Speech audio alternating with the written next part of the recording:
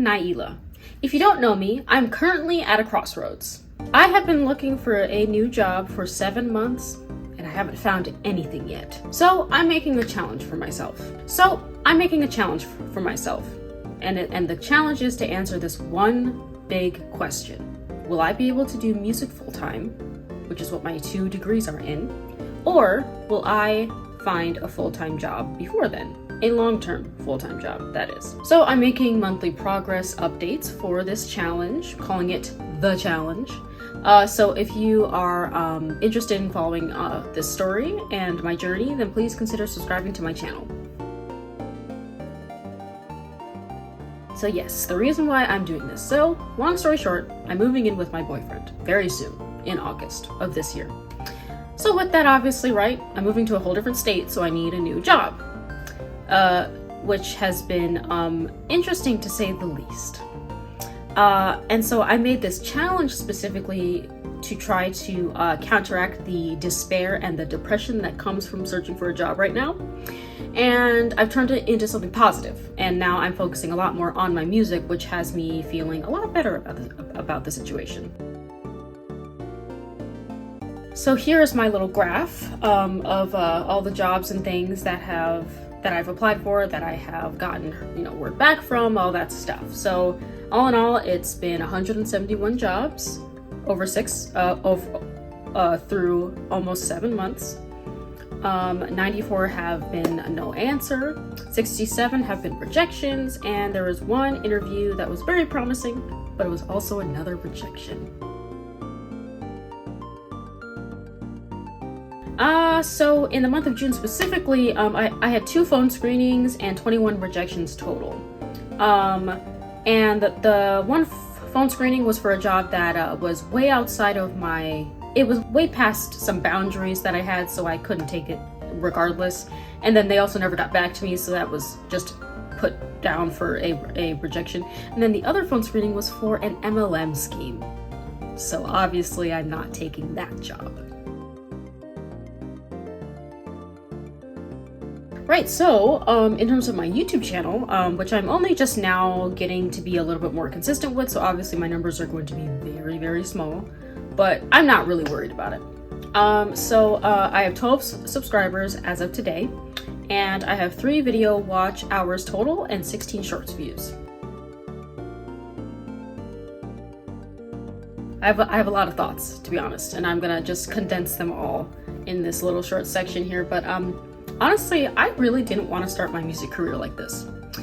I always envisioned myself, working full-time and then doing music in addition to that. And then once my music kind of took off and I was making a lot of money doing it and making enough money to live off of, then I would just quit the job and then just continue doing music and growing that business.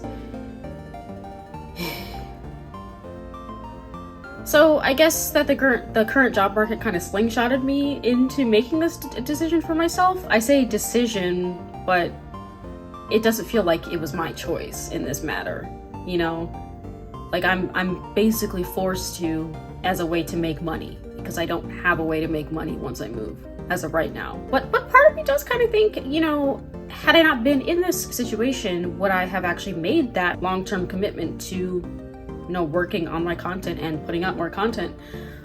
Honestly, I don't think I would have done it regardless, so it's kind of a bittersweet thing. Turns out money, or the lack thereof, is a huge motivator for me. I have a few more thoughts about just being in this job market, and specifically for those of you who are not looking for a job right now and have not been looking for a job for a long-term amount of time. I'm saying about 6 months, basically where I'm at right now. If you know somebody who is searching for a job in this job market, please understand these points. The first one is that if you have not been searching long-term in this job market, I promise you do not know what it is like.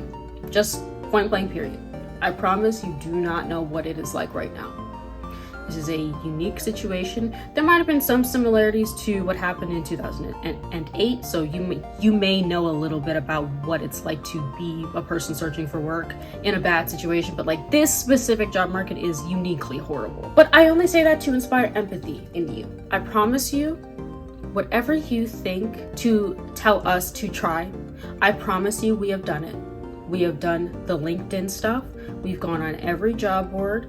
We've searched. We have tried networking.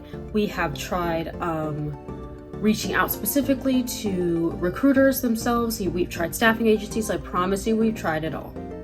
And it has not worked out for us, unfortunately. I know that it seems like you might want to try to be helpful by saying some encouraging words like, rejection is redirection, or just keep applying. Honestly, that is extremely unhelpful, especially again, those of us who have been searching for a long period of time.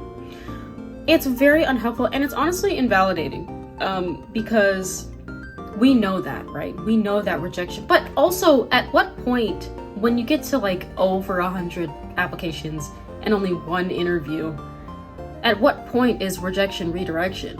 Am I being redirected to be poor and to not have money and to not be able to make ends meet? I don't think that's right. So, I don't know about that phrase. I really honestly hate that phrase right now. Of course, just keep applying like, yes, we're obviously doing that. We have been for several months to years, for some of us. So we need support and understanding rather than empty quotes to help us through this really tough time. If you know somebody and they're struggling, like, tell them how much they mean to you, tell them that you're proud of them. Tell them that yes, it's hard, but they're really strong for continuing to keep going. If they like snacks, get them some snacks, make them a meal, get them a care package, just stuff that can keep us going without it being like meaningless. And now this last point that I have, this might not apply to everybody searching for a job long term, because I know that a lot of people have been getting laid off in their fields, and so naturally they're looking for jobs in their fields only because that's literally what they have experience in, which is how you should search for jobs, right? But for a lot of us who are searching long term, I promise you we are not being picky about what kinds of jobs we're searching for. I promise you.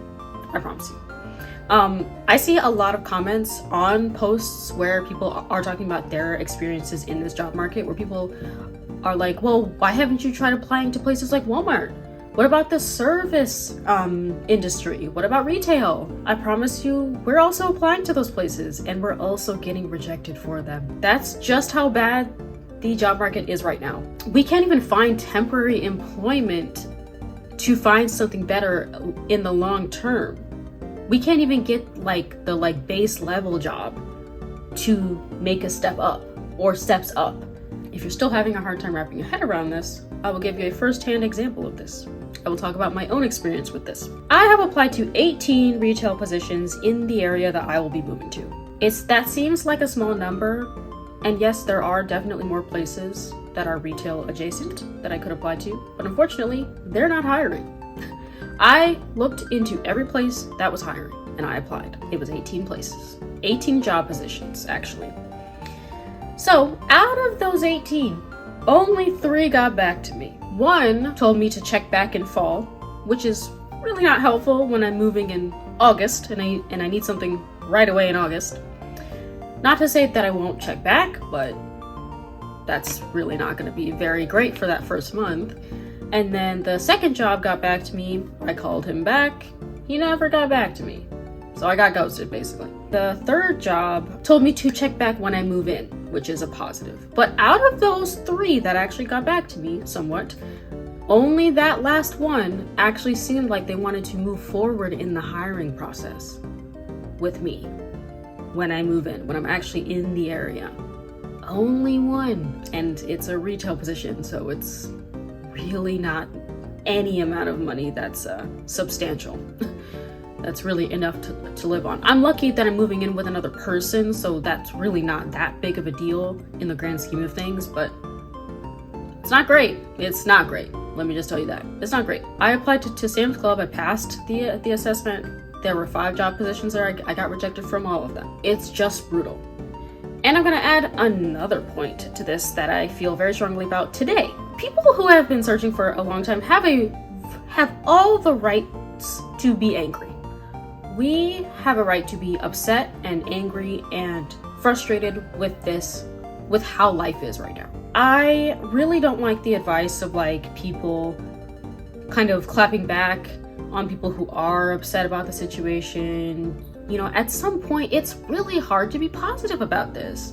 You know, when you have years of nothing but rejections in a field that you studied for or have experience in, what else are you supposed to think?